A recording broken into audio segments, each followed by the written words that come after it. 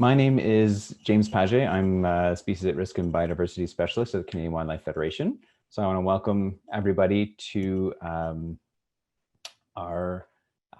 first in our series of 3 webinars and our Rights of Way as Habitat. So the next 2, we're going to be having another one on February 18th and another on the 11th of March. So stay tuned for that. You should get an invite as well, the same way we did for this one, through the email list that we have. So also I want to mention that these ones, as well as the next ones, will be available, they're being recorded and they'll be available on CWF's website.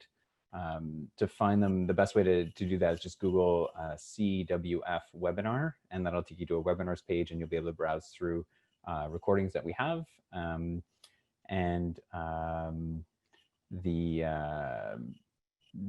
can find the title of it here.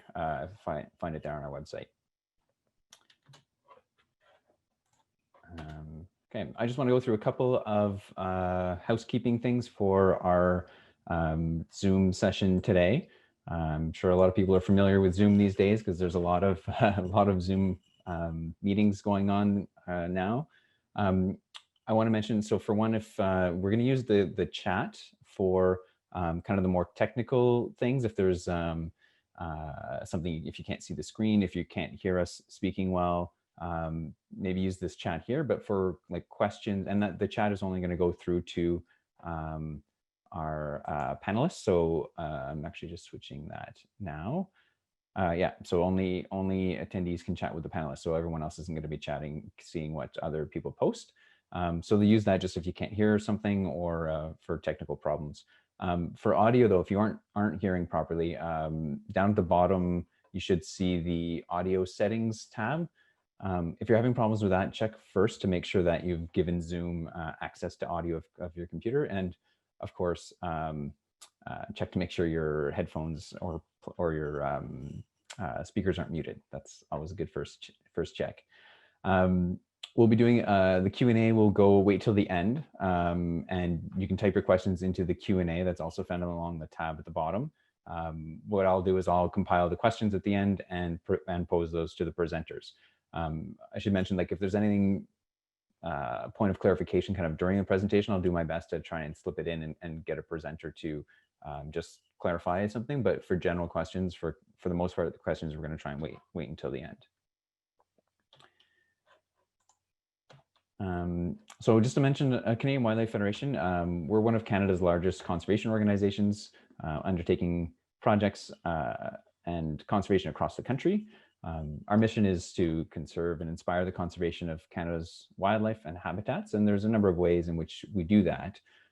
One is through engaging the public and youth in citizen science with programs like iNaturalist Canada, through education programs like Wild Outside and the Canadian Conservation Corps.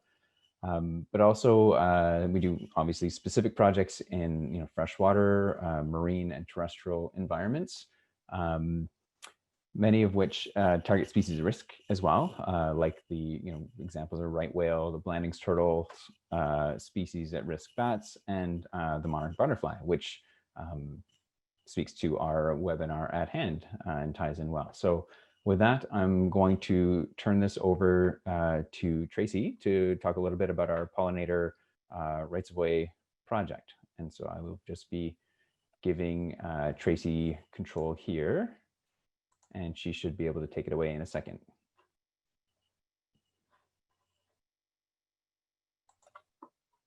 Good morning. Can you hear me?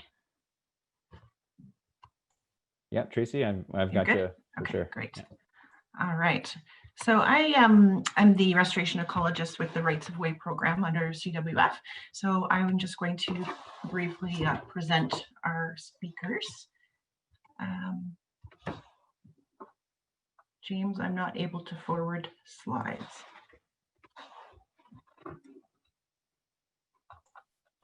Of course, it works fine in practice session. No problem. I can do that for you. You should have control. You should have a little pop-up that showed up for you to be able to take control.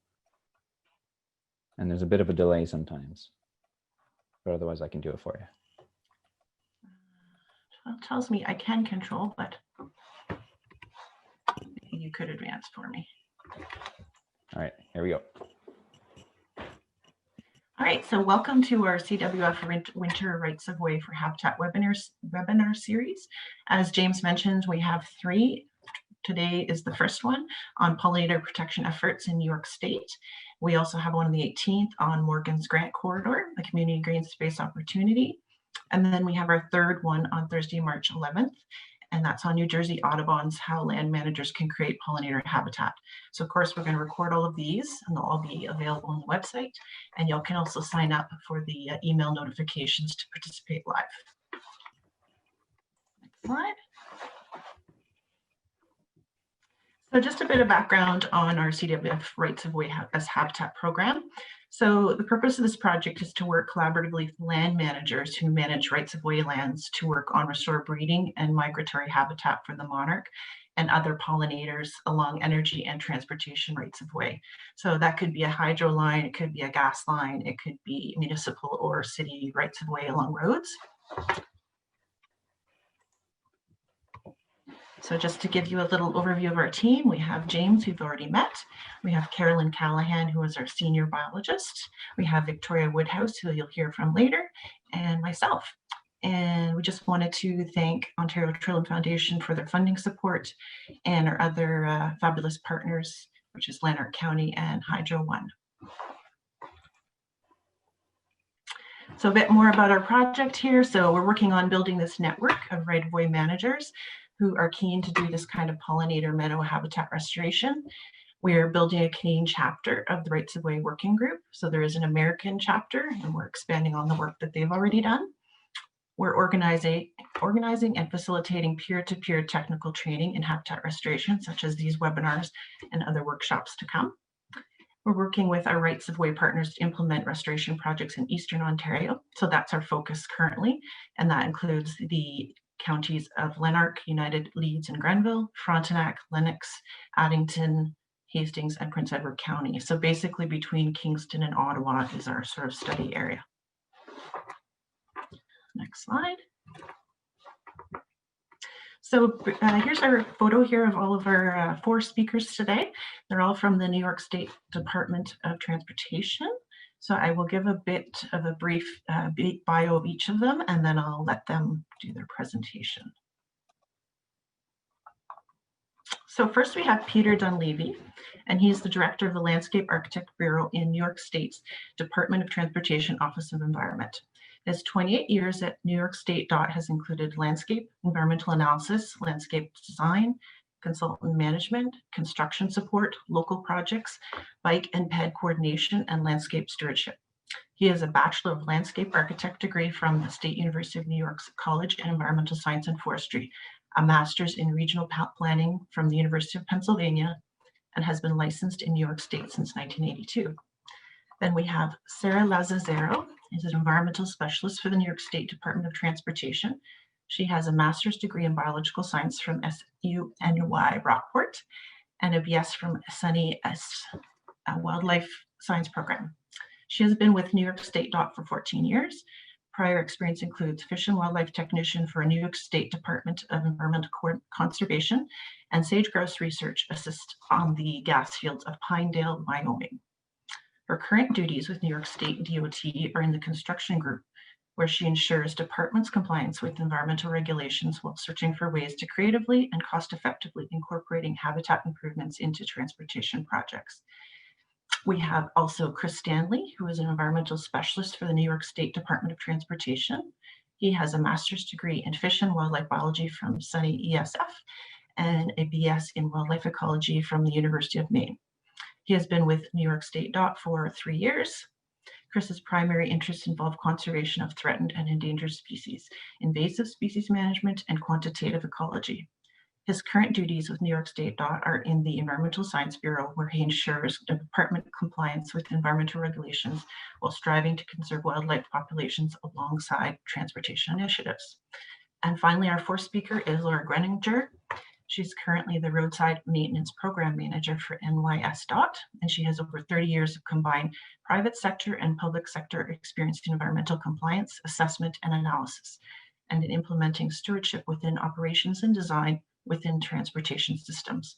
She has a BS in chemical engineering from SUNY at Buffalo and MS in environmental engineering from RPI, and is a licensed professional engineer. At this point, I'd like to call Peter back to kick us off with his presentation.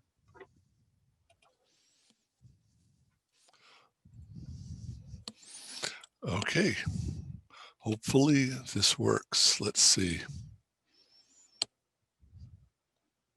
I hope you are hearing me. It is not yet advancing. Let's see. Not sure what to do with that.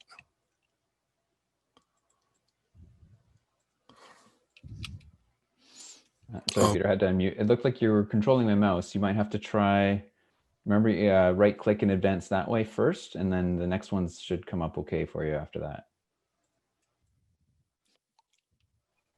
There we go. There we go. Thank you. Excellent. Oh, finally. Well, it is our pleasure and our honor to be here with you. Thank you so much for this invitation. We are going to give you an overview of what we do at New York State Department of Transportation for pollinators. Boy, let's see. It is not, okay, it's a little slow on the uptake there. Okay, this is what we're going to talk about, our pollinator efforts to date. It's going to be a bit of an overview and a retrospective. I think that hopefully the themes that will come through are teamwork, partnership, and holistic approaches, because that's what's needed for pollinators. Currently, we're focusing on monarchs a lot, but over the years, there are so many more. And the key is habitat. That's one of the main things we can influence, and connectivity as well. And we've been at this a while, and we hope to convey that and to show where we're going as well. There's going to be a lot of information on some of the slides, but to keep it moving, I will not say everything that's on the slides, knowing that there'll be a recording and people can pause. So we'll have an overview of our activities to date. Then there'll be a case study of some modified mowing that we've started in our Region 4. I'll give an overview of a very innovative agreement, the Monarch CCAA, including mapping and monitoring for that. It's something we want to join. And we'll end with Laura giving a presentation about vegetation management guidelines that will be including pollinator considerations. I do not know why it's not, I have to apologize. I do not know why it's not advancing with the arrows. Okay. Policies, guidance, and specifications, including pollinators.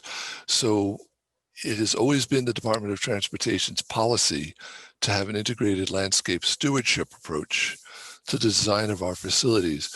We actually issued that as a landscape stewardship policy in 2008, and then that got incorporated into our Bible, our highway design manual that all the engineers refer to for everything to do with roadway design. But we introduced a chapter for landscape architecture and included landscape stewardship in there. Although many things were not overtly for pollinators, there were many things that are included in the policy that benefit pollinators, like wildlife through the preservation of benefits to wildlife through preservation of landscape corridors. We give priority to natural successional revegetation and native plants, and promote healthy, sustainable plant communities.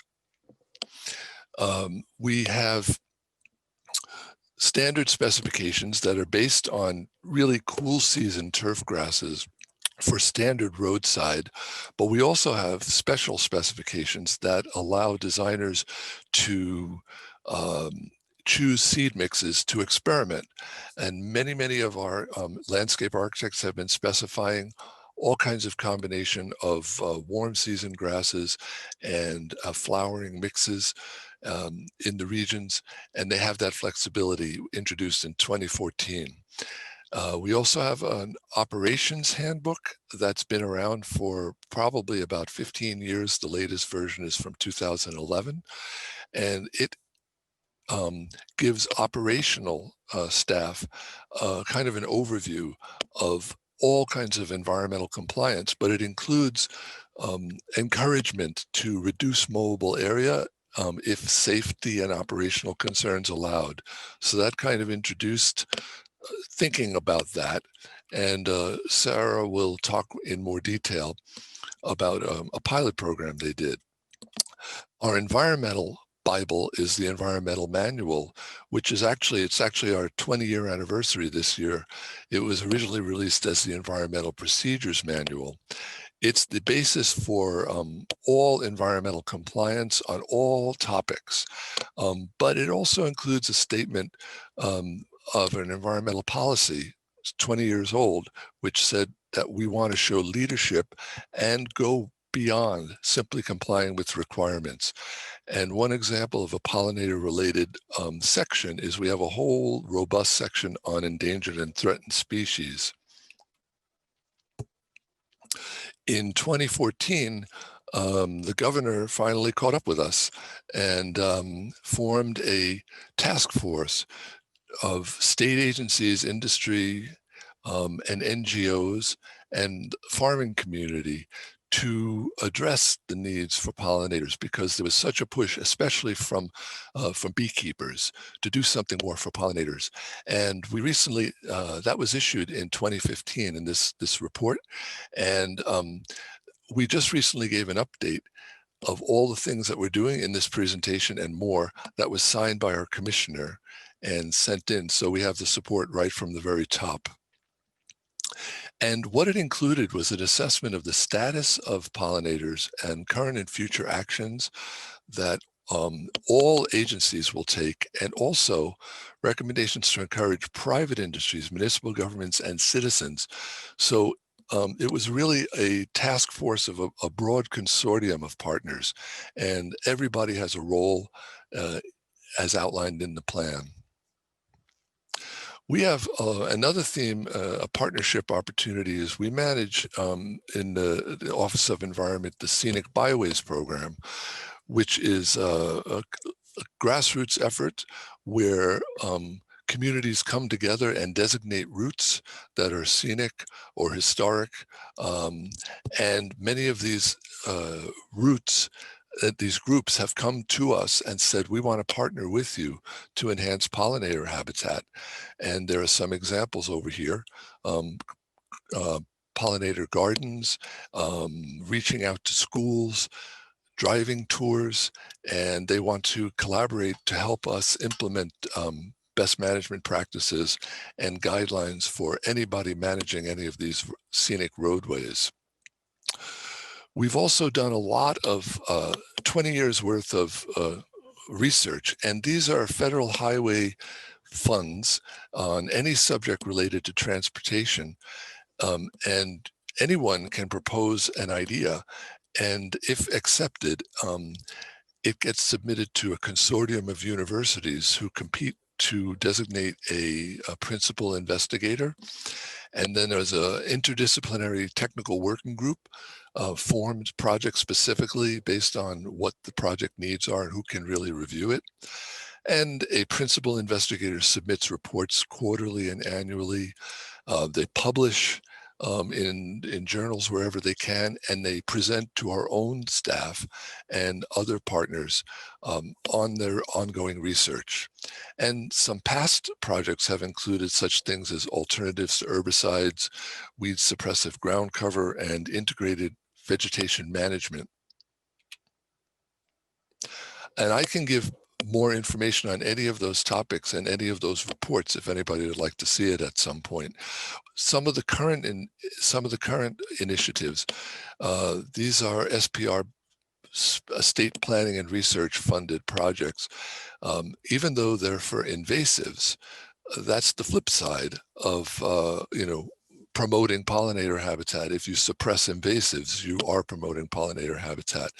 We have a real problem with Phragmites in wet areas, and we've been funding research for them for 10 years. Cornell University leads that in collaboration with some other natives.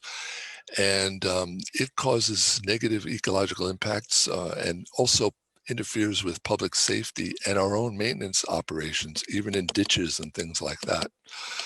So that project is going along very well, and they might be close to having something to release within the next year or so. Another one is biological control of black and pale swallowworts. There's a photo of it right there. And the goal of this project is to release it's more advanced. They're ready to release this moth that is a defoliating moth for this plant. It just takes over areas, and it can also fool monarch larvae into eating it, and it's poisonous to them. So that's been released in your country already, and we want to do the same in our country with that. Cornell University is also present with the State College of Forestry. And a pollinator-specific research project that we have is a different look, which is rather than the vegetation management, looking at the soil. And the idea is that we have specifications to supply manufactured soil whenever sites are so bad from construction that there's no topsoil left. So we have to reintroduce topsoil. But we want to know, can we get our topsoil specifications closer to native soils where pollinators are, pollinator plants are already growing? So we're doing a statewide survey to determine the dominant soils in each ecoregion, develop specifications, and test the feasibility of them with manufacturers. Now, there's another one going on that's current, that is part of the pilot project that Sarah is now going to talk to. So I'm going to turn it over to Sarah.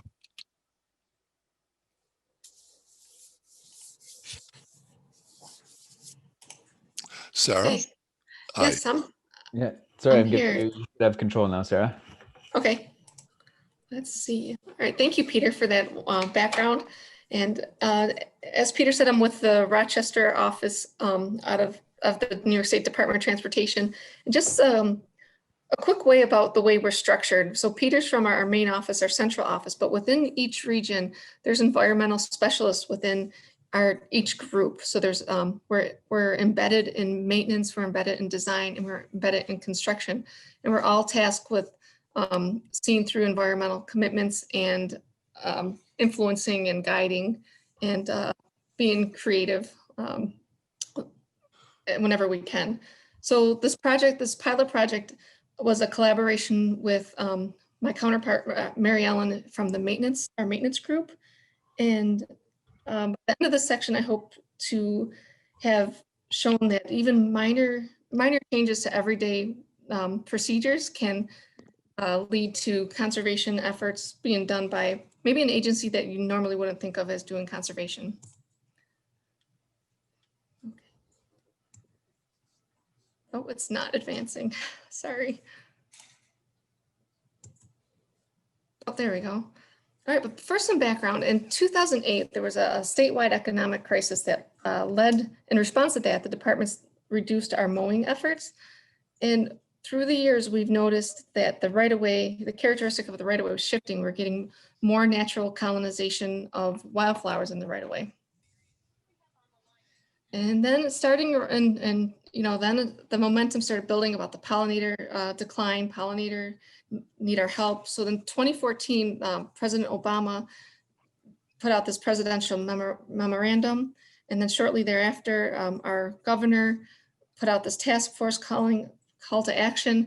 And all this was building, and we kept hearing about milkweed decline. And meanwhile, Mary Ellen and I are wondering we just don't see it in our region. We're seeing lots of milkweed in our right of way, and we're like, how do we protect this, and how do we encourage it to keep happening? And we know it had something to do with the reduction in mowing that happened a while back. So we used our we looked at it right away and we found a 6-mile stretch between exits 6 and 7 on I-390. It's one of our interstates. And we decided to test out, we got a modification to our department's mowing policy. And we decided to test out what happens if we mow the right of way every 2 years, give it 2 growing seasons and then mow, and do it late in the season after a killing frost. And also adjust the width as wide as possible, because we noticed that, you know, a lot of our right of way was, like I said, stopped being mowed, but now it was starting to turn over to shrubs. And so this might be also an opportunity to reclaim some area. So the benefits of mowing later, and this was our thought behind it, was that it would create a linear refuge by protecting monarch caterpillars and other pollinators emerging through the season. Previously, these would have been mowed July, August, this wider area. And I should note, it's really important that I note that our safety strip, that area that's mowed in the left of the screen, we never compromised on that. The safety strip was always maintained. But then the secondary area here, this darker green area, normally that would have been mowed July or August, and potentially twice. But now we're leaving it and it's mowed after the killing frost. And this mowing modification also leaves late season forage for pollinators as they get ready for winter or as they're migrating through the area. And it creates more successional old field state and keeps it in successional old field state.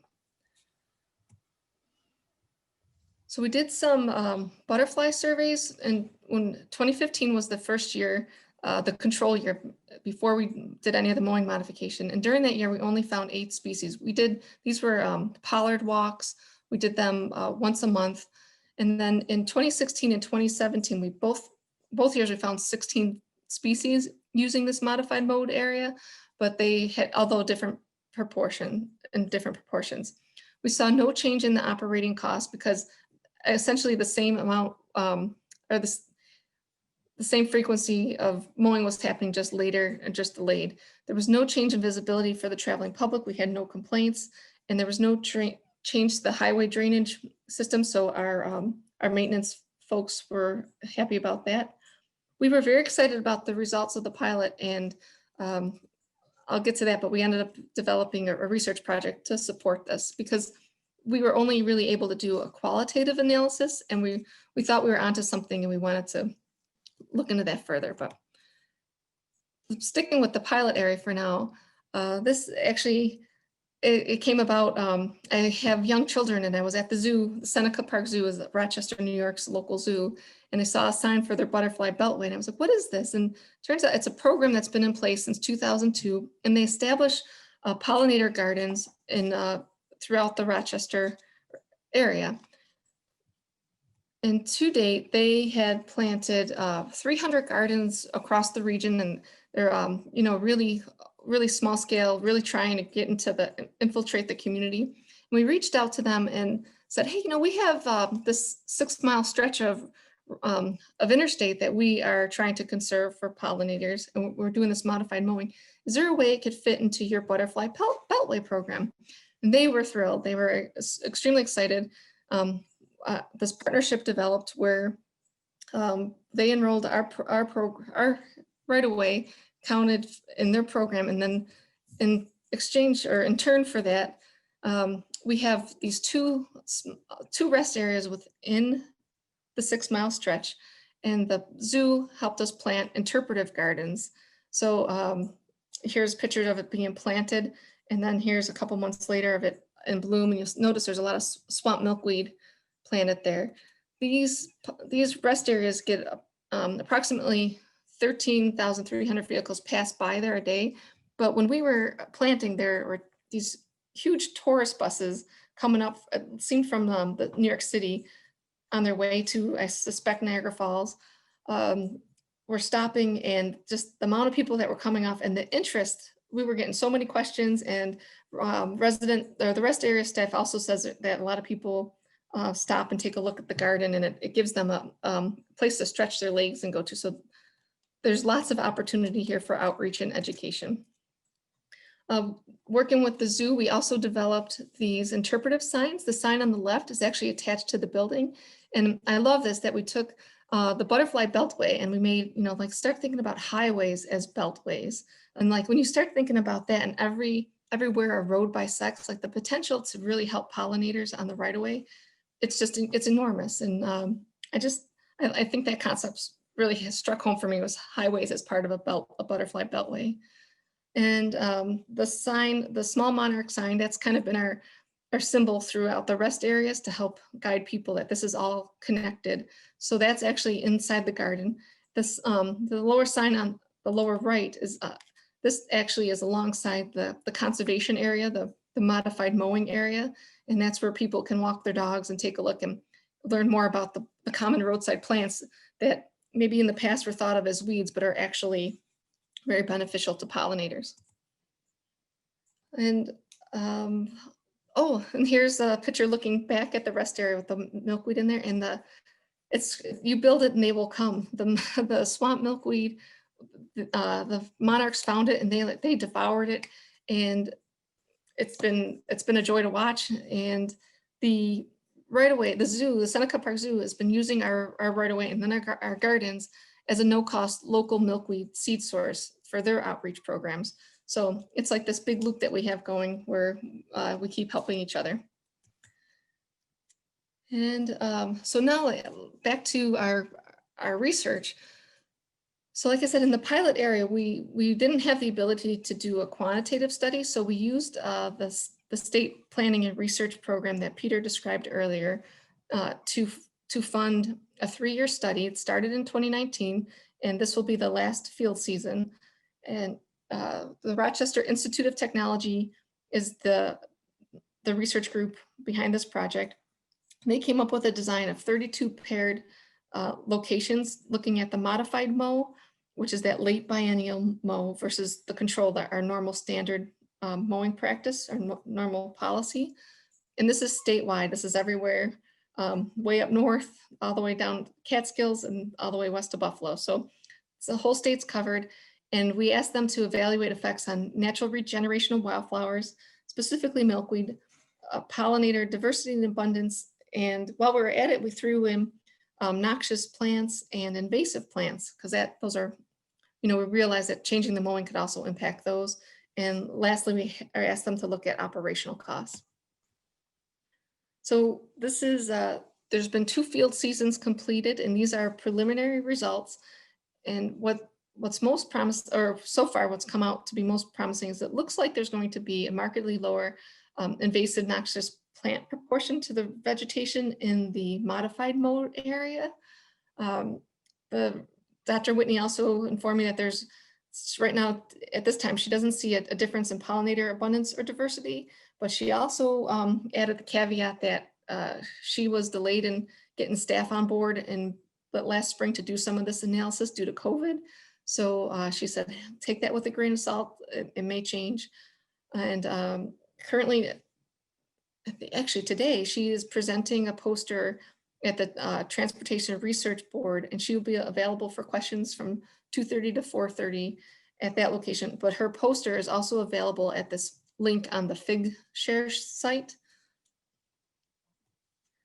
And then Dr. Whitney, actually shown on the left with the blue backpack, she has had recruited 2 graduate students who have taken this project a step further, and they're analyzing the impacts of road traffic and roadside mowing on bumblebee abundance and pollination events. And there's a poster available for that also on the Figshare site, and there's a link. And a second student, Amanda, is looking at a GIS analysis related to invasive and noxious plants. So it's exciting to see how just this simple, like almost a water cooler conversation with Mary Ellen of, hey, everyone's saying milkweed's declining, but we got a lot of it here, and how that like simple observation and simple thought can like really just grow and blossom. And so looking forward to see what's going to come. They're anticipating putting publications out sometime in 2023. All right, and I'll turn it back over to Peter. Thank you, Sarah. I'm hoping that if my advance cooperates, I will fly through these and just hit the highlights to keep this moving. So I'm going to talk about the Monarch CCAA, which is a very interesting and exciting agreement that we hope to join this year.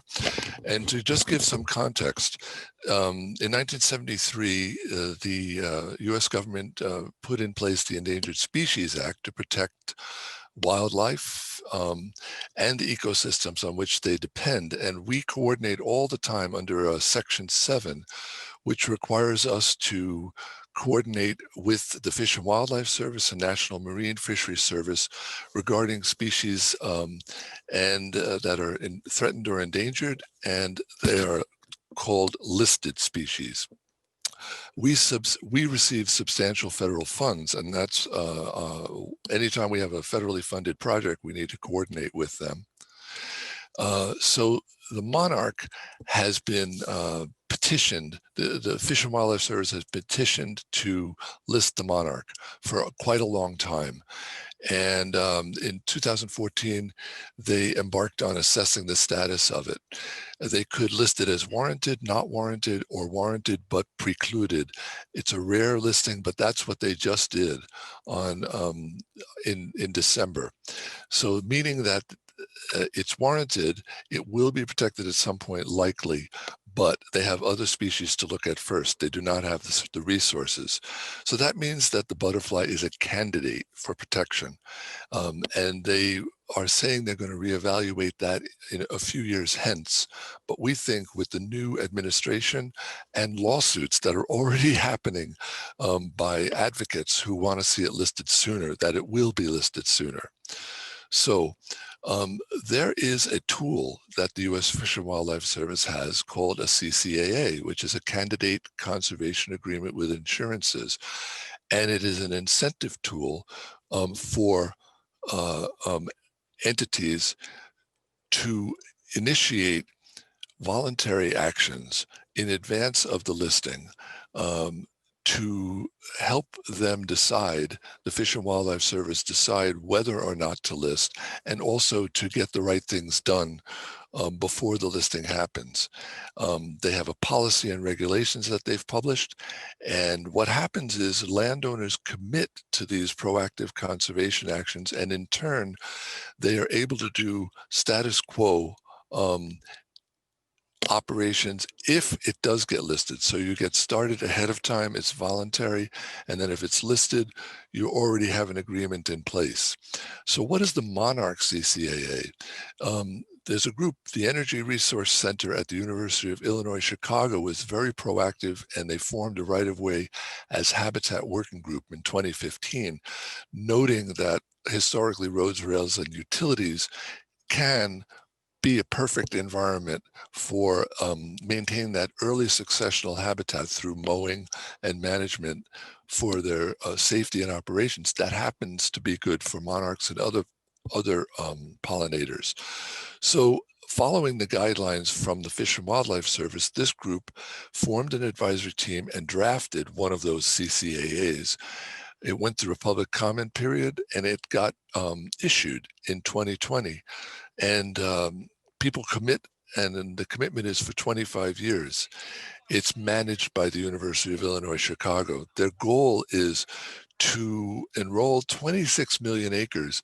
And if they do this successfully, and people do the management, the conservation practices properly, they could get hopefully 10.7 million monarchs annually generated from proper management. It's landscape level thinking. This is the first of such agreements with a nationwide scope, and they hope that it'll be a model to others. How it works, I'll just hit the highlights of this because there are some very significant terms. Partners, it's for transportation and utility lands, so any non-federal holder of those lands can join. It's administered by the University of Illinois, Chicago, and they already have what the Fish and Wildlife Service terms an enhancement of habitat permit. And partners partners voluntarily adopt conservation measures and implement them and report. And then the University of Illinois Chicago compiles everything and reports back to the Fish and Wildlife Service. And these are the key terms that you determine what part of your right-of-way you want to enroll, meaning what part do you need coverage for? And those are the areas on which milkweed could potentially grow. And then you adopt a certain percentage, typically 5 to 8% of what you enroll.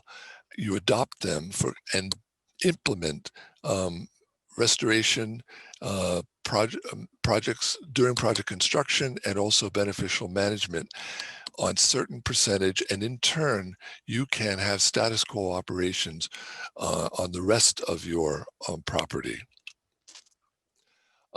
We in the department, we realized right away that if we do this, we're going to need an interdisciplinary approach with all kinds of entities from our main office, our regional folks, support from management, and then we were going to work with local roads and educate citizens to accept the kind of look to the landscape that will be unmowed and managed areas versus manicured lawns. And University of Illinois Chicago uses the theme all hands on deck. And we keep in mind the fact that the beauty of this is utilities and DOT coordinating together beyond their right-of-way and thinking about connecting with other states, and even because of the migratory habitats of the monarch across jurisdictions, across states and into Canada and down to Mexico as well. We've done a lot. I won't read all of these things, but we decided we needed to, a couple of years ago, start gathering information. We kind of formed an ad hoc working group, did a survey of all the regions of awareness and things they were doing, analyzed the costs, gave an executive briefing, and we drafted an application. So we're hoping in 2021 that we will decide to apply, and we are anticipating changing our habits anyway with some vegetation guidelines that Laura will speak about later. So as we assessed the need, we noticed, as Sarah mentioned, that milkweed actually grows all over the place in our right-of-way. And it's a concern for projects and mowing, because even routine mowing would be what's called a take of habitat if you cut down milkweed that's there, requiring coordination with the Fish and Wildlife Service. There's not just one variety. There are many, many species of Asclepias, which is milkweed, around the state. They have different distributions, but as you can see, one of them, for instance, swamp milkweed, is all over the state. So it's a statewide concern. What we did was we initiated a scoping plan. We said, what do we need to do to apply? And so our collaborative group just got together and outlined a lot of steps. We set up a Q&A file for our regions and anybody interested, because there were a lot of questions. And we set up a shared OneDrive for all the regions to contribute information about mapping and pollinator activities they were doing. We did a cost-benefit analysis. What would it cost to consult project by project in staff time versus the minimal fee? Here was the fee to join it annually, about $15,000. And it might cost us $3 million statewide to do the consultation needed. And that's just on projects. Operations would be even more. So that was our decision. No brainer. We briefed our executive managers, and we're hoping to get the support of our commissioner to join. We mentioned what the benefits are, what the risks were, and the actions to date, like I've just mentioned here. I'm going to turn it over to Chris, who's going to talk about what we did to actually map our right-of-way and monitor existing areas. Chris? Okay, just give me a second. I'm going to pass it over to Chris. And just a reminder, if people want to ask their questions as we go, as they're fresh in their mind, you can. Some of us can answer on the fly, but also we'll compile them at the end too, but you can ask them while they're fresh in your mind. Thank you, Peter. Got a little bit of a delay here. Make sure this is working. Yep. Okay, so part of the agreement, got a lot to cover and not much time to do it, and I'm going to kind of fly here. But part of the agreement is to enroll and adopt our lands within the agreement for that conservation measures that Peter was mentioning. We had to do that for our roads. We have one rail system and then also our parcels. And the trick is we don't have a digital data set to access for survey data that tells us what our right-of-way is. So fortunately for us, within the agreement, the CCAA, there is language that instructs us on which roadways are eligible for adoption percentages. And our 8% roadways, which is the first graph there, or the first image there, are interstates, our highways, our freeways, expressways. Those are the very large footprint. There's a lot of median, there's a lot of space to work with. So accordingly, we have to adopt at a higher percentage. Our 5% roadways were, our primary arterials. They're much smaller alignments, not as much space to work with. And then railroads similarly are at 5%. And we also included our parcels as a way to kind of augment or get coverage if we needed it because of the actions that we'd be conducting there. I'm going to go through each one of these assets that we have at NISDOT and show you how we came up with the estimates for our right-of-way within those. I'm going to go quickly. So I'm going to start with our roadways, because it's probably the most complicated one that we had. The first question we had to ask is, what isn't owned? We have parcel data, we had vectorized data in ArcGIS, and we could use the symmetrical difference tool to punch out what isn't owned given that query to the parcel data. So ArcGIS could spit that back at us. Unfortunately, that's always going to come up with water bodies as well, because those are not going to be flagged as owned by anybody. So the second step was to erase those. And the end result is these red delineations you see in the image here. It was kind of this initial right-of-way that we came up with. The last step, just to get some sort of conservative estimate based on this digital information, was to trace a new polygon. But if we didn't do that, if we just used the red delineations, it could have been grossly overestimated. Once we had that information, we then overlaid a fishnet grid every 200 meters with the idea that we could clip that grid to the polygon we just created and obtain measurements for an average width of the roadway of interest. So we did that. And that's the first image here, these blue grid marks overlaid. We then clipped it to that polygon and got our second image here. And you can see the red box just highlighting this isn't a perfect system. We had to go in and correct those line measurements at certain road alignments just based on cardinal directions they were traveling. It would have overestimated or underestimated. But the end result is shown in this plot at the bottom. We were able to get really robust sample sizes so that we could obtain averages with tight confidence intervals and then estimate what that right-of-way could be and take a grand mean of each of our roadways and apply that to the length of our roadways, which is shown here in the table. And bear in mind the first two rows are 8% roadways. The remaining rows in this table are 5% roadways. The first column would be our average right-of-way that we came up with for each roadway type. Second column, their length, you apply that, those two together, multiply them together, and you get an estimated enrolled right-of-way for the agreement. We did drop out the pavement and came up with about 120,000 acres. And that resulted in each of those roadways with their acreages for enrollment. Applied to the adoption rates gives us our final column there of just under 8,000 acres or 3,100 hectares, which is quite a bit. Definitely not something to balk at. For our railroads, we only had one railroad, which made it a little bit more simple. This design graphic breaks this down very well for us. We have 3 zones. We're going to exclude zone 3. There's no milkweed growing in that zone. Zone 2, as you can see from the image on the upper left-hand side of your screen, there's milkweed growing in that area. That's of great interest to us for adoption. And then the first zone, which is only the most narrow, that's the ballast and the central line of the railroad. We have to enroll that because there are requirements under the agreement that the activities we'll be doing there require its enrollment. So we used zone 1 and zone 2. We took an average of those. 17 feet was what we considered to be in zone 2 on average. 8 feet, obviously, for the central line. That's 25 feet per side.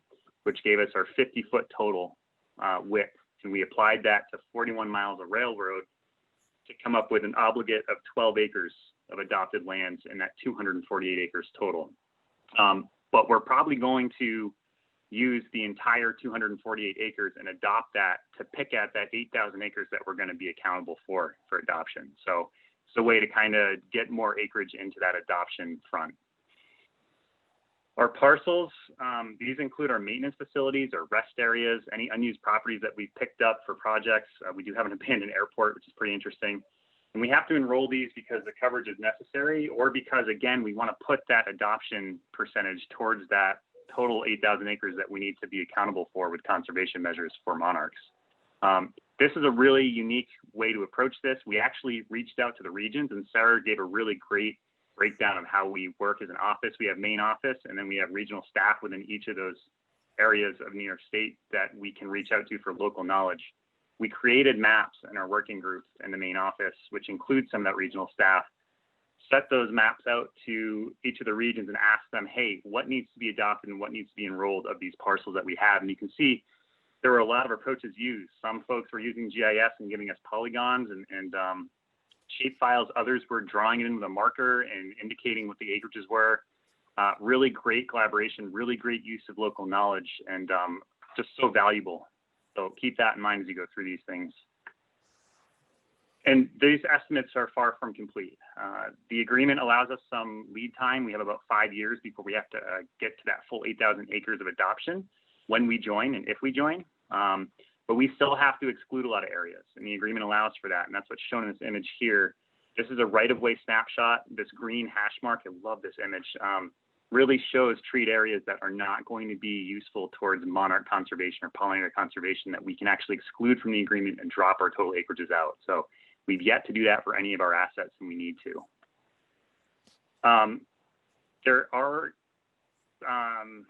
There's language in the agreement that requires us to monitor whatever acreages we have adopted. We did a really quick pilot season this year where we went out and put out 10 plots within the regions. This map shows you those niced out regions very well, and those green dots are where we sampled. I'm going to kind of fly through this because we're running out of time. When we got to those screen points, regional staff then put down a sample plot that was 10 feet wide by 150 feet long and walked it in a serpentine fashion, as you can see here in the image, with a goal of collecting milkweed data and flowering plant data, suitable habitat characteristics for monarchs.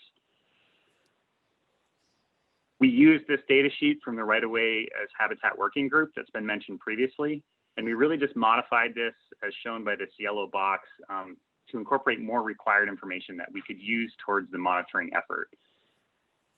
And the agreement really has two levels of monitoring requirements. There's one at the program level that's for UIC and Fish and Wildlife Service to come back and say, this is what we're requiring these agencies that have volunteered working, and do we need to reevaluate our program? And then the other one is certificate of inclusion level monitoring for us as NISDOT as a participant to say, are our methods incorporating the necessary metrics that we're getting conservation out of and benefiting those monarch populations. And just quickly, we did this pilot program. We haven't adopted acres yet, but we, if we plan on adopting acres, we have met the criteria for the program level, and we have met the criteria for the certificate of inclusion level at most of our plots. So that's great. It's great news. And I just want to show that, you know, don't stress too much about any monitoring. I think if you're doing any pollinator initiatives like Sarah showed, it's going to benefit monarchs if you get into some sort of agreement like this. With that, I'm going to turn things over to Laura.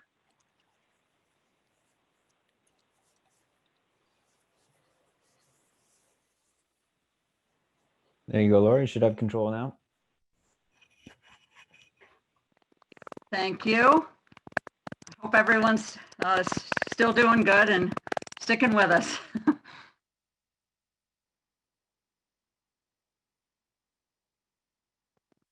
I'm hoping the slide will advance.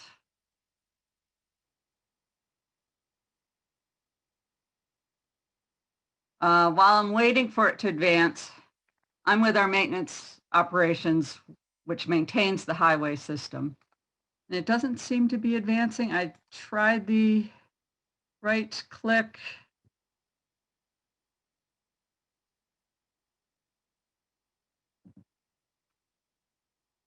Okay. Hopefully you're seeing a slide with a roadside.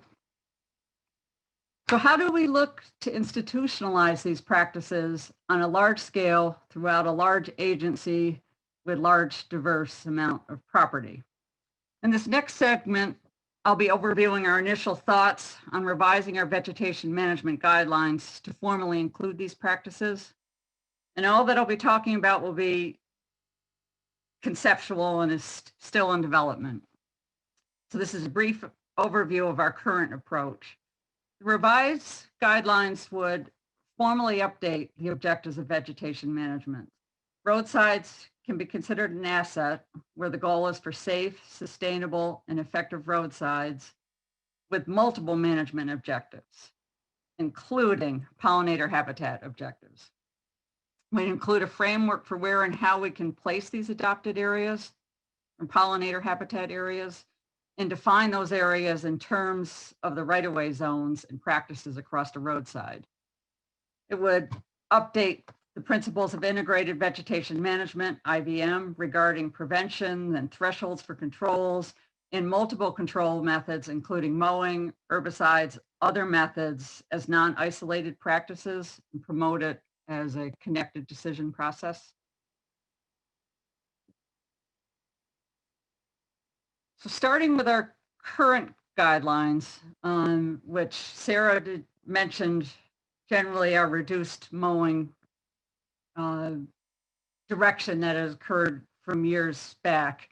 Our current guidance is a mowing guidance as issued in 2014, which replaced 2008 guidance. And it defined areas mowed and how often it may be mowed. And it generally significantly reduced the overall area that was mowed. So now the new guidance that we're looking at would be to formally provide for these pollinator habitats and other pollinator protections and other reasons for revising it.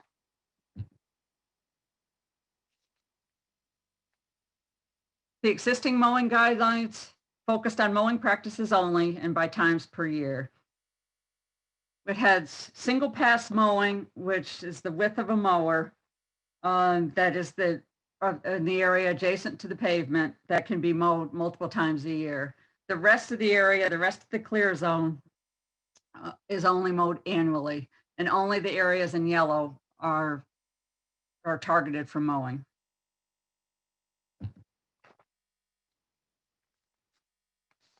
So we need to describe a roadside by vegetation management zones and practices to outline where these different practices can occur. Our current working sketch is shown and includes the following zones. The turf high maintenance zone is the orange area adjacent to the pavement. That is was the single pass mowing strip. That is the area that nothing changes on that. That's our high maintenance area where maintenance is performed as needed. The meadow zone, the area in yellow, light yellow, I should have said orange if I said the turf zone's in orange. The meadow zone in yellow includes the rest of the area that would be maintained in a generally cleared condition, but at less frequent intervals than the turf zone. The meadow area is termed that to pertain to the traversable herbaceous flowering plants devoid of trees that's desired, not to a physical meadow. The gray cross-hatched area depicts the clear zone area traditionally maintained as clear for the recovery and operational reasons. With the inclusion of additional area that now may be selectively maintained for a conservation measure in the meadow zone, it can extend past the traditional clear zone if it's selected for a pollinator area. One goal now would be keep areas that are outside of the traditional clear zone from moving from succession to shrubs and trees. And the natural zone it is the area that's not normally managed for other than safety hazards or special reasons.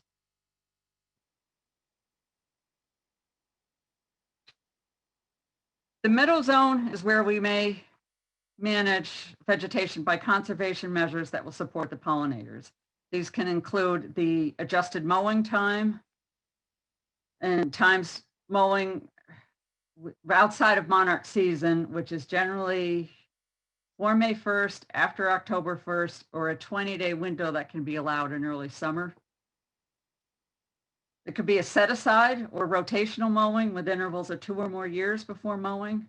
And these areas would be timed so that they're rotated which ones are mowed each year, so mowing isn't all in the same year. It could be selective brush and tree or invasives removals by physical or herbicide methods. And we are still developing what all these criteria would be and what would be feasible to implement, but the plan would set the concept to do these practices as outlined in the CCAA. So what would this look like along typical roadsides? This is the next few slides are examples of actual roadsides. This is an interstate expressway, like a wide roadside example, where there's broad area for potential inclusion of a meadow zone with a potential opportunity for placement of one of the pollinator habitat or adopted area measures. The turf zone in orange would be mowed as routinely required, and the meadow zone or a portion of it could be selected for adoption of a conservation measure such as rotational mowing or time mowing. And the heavily treed area in the natural zone would remain the same. We have smaller typical state highways with narrower roadsides with less area available, but still in the meadow zone, some potential areas for adoption. And the heavily treed areas would remain as they are.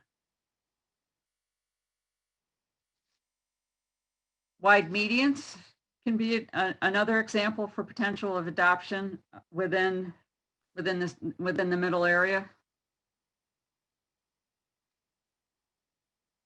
The area within an interchange could be a candidate for a set aside in the infield, with mowing occurring only after several years. The entire infield in this picture was mowed, had not been mowed for 2 years.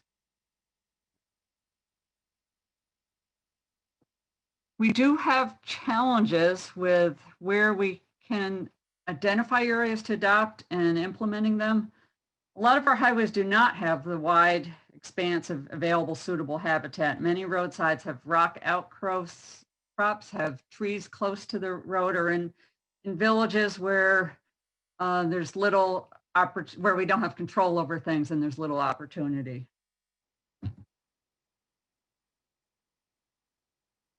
Equipment and staff resources may also present challenges and considerations in what we can do. The limited time frame that is not monarch season, for which we can mow annually, will be limited by the staff and equipment resources available in those short windows. And the same staff and equipment that are needed for winter maintenance impact our other operations as priorities shift to or from winter needs. And communicating all these prescribed methods in each area so that everyone knows what's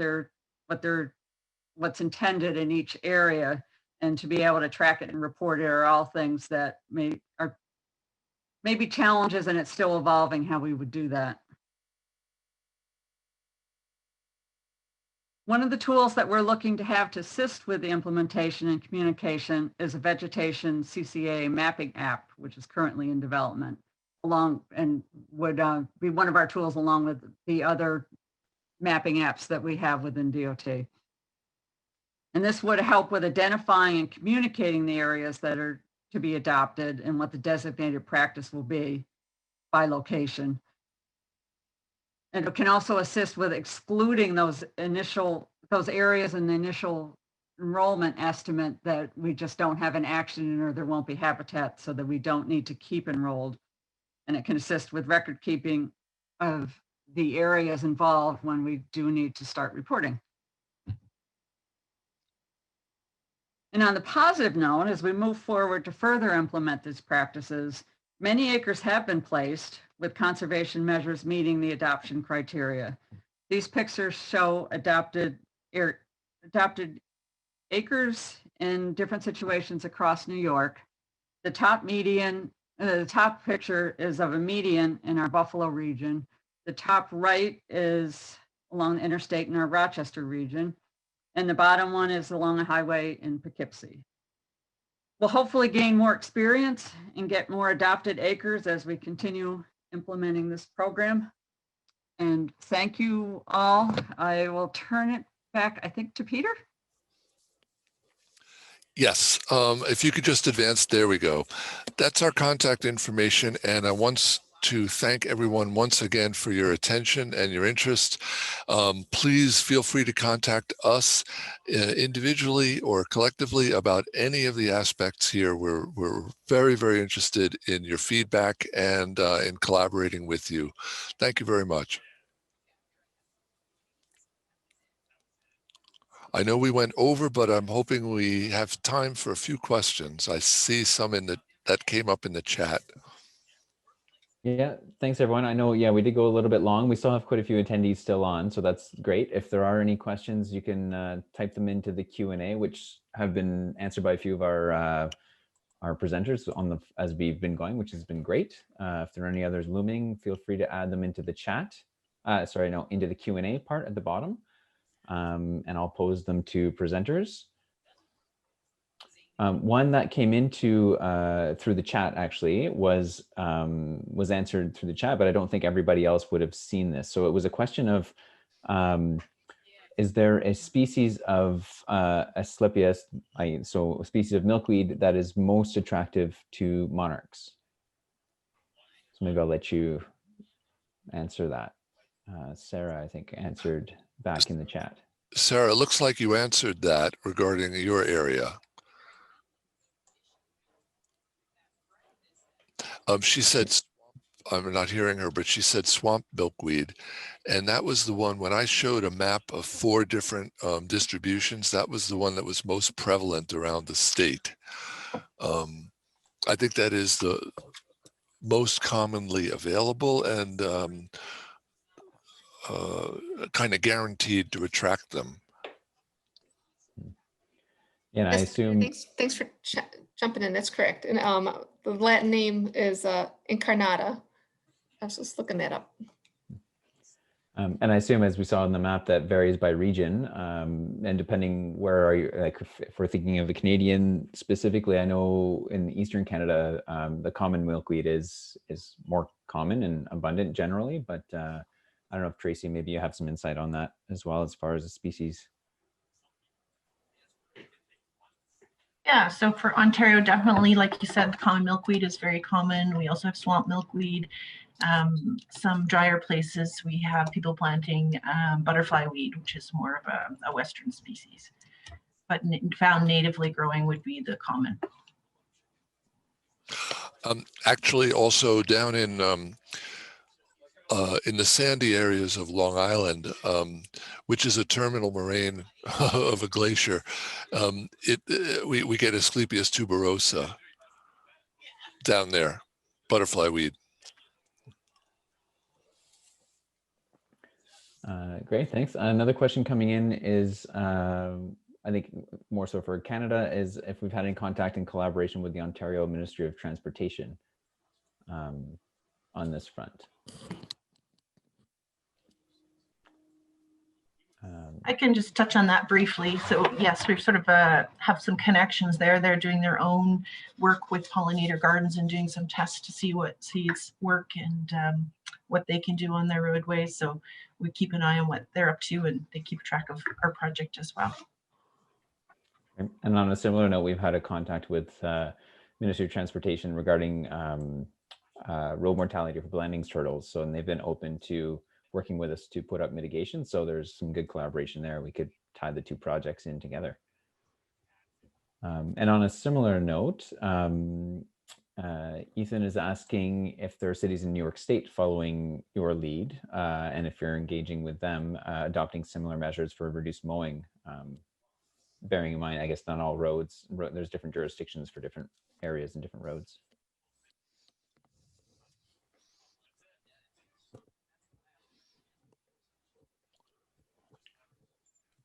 So, Some- this is Laura, I'm not sure how much all has been done.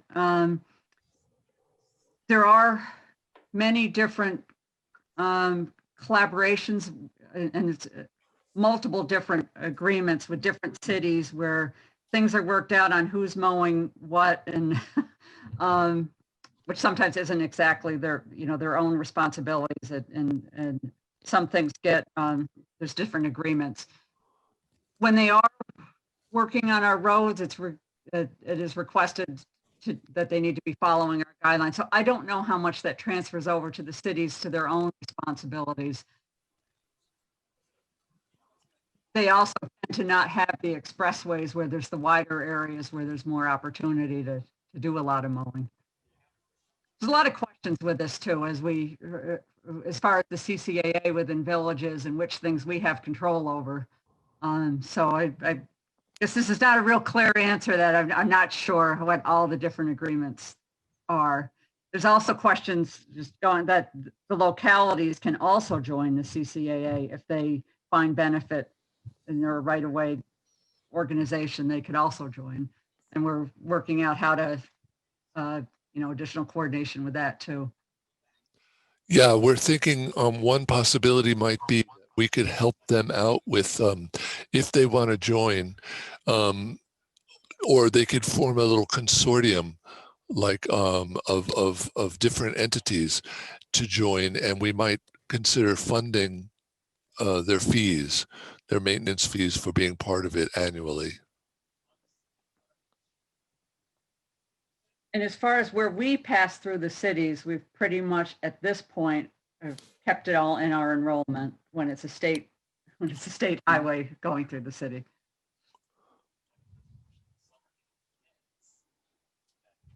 Great, thank you. A question that came in and was answered, but just in case others didn't see it, was the swallowwort image. Yes, it is the same species, or it is the same thing as what we call dog strangling vine sometimes in Canada. They're different common names. Another question, and CWF does have some information. So one question was coming about as to whether there are any brochures or community outreach information that could be made available to participants. CWF does have some for our pollinator, if you check on our website, for our pollinator program, but I'm wondering as well if folks in New York State would have some sort of some outreach information brochures that could be made available as well. We can share back with you whatever we do have. We have those posters and things that Sarah sent. We could send over higher resolution copies of those. And I know that there's a lot available from the Right-of-Way as Habitats Working Group from the University of Illinois, Chicago.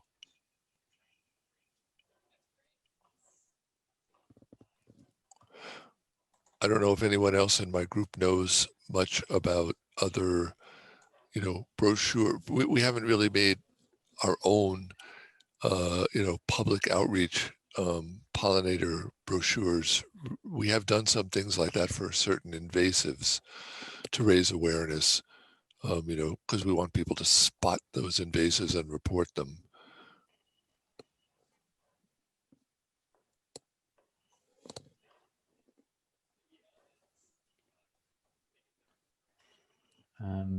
Okay, so yeah, I would encourage people to also check out the CWF's website. We have some information on pollinators and rights of way and what people could do on a small scale, but also about this project as well. And maybe, obviously we're over time and people are having to have other things on the go. Maybe we'll leave it there and I'll just turn it over to Tracy for a last, Victoria for a last thought and thanking our panelists and participants. Yes, thank you so much. I just want to give the reminder that we will have this recorded and posted on our website if you do want to go back and review it. And also that we have another 2 webinars in this series that we would love for you to join. So thank you so much for all of you who participated today, and especially for your interest in the questions. Thank you for staying a little bit later. We're happy to get to those questions. And I also want to express my sincere gratitude to our speakers who took the time today to not just develop this presentation, but especially share their expertise and best practices with all of us. And finally, I just want to acknowledge our funders, Ontario Trillium Foundation, and for making this project possible. So that's all for today. Thank you again, and we hope to see you soon. Thank you. Thank you.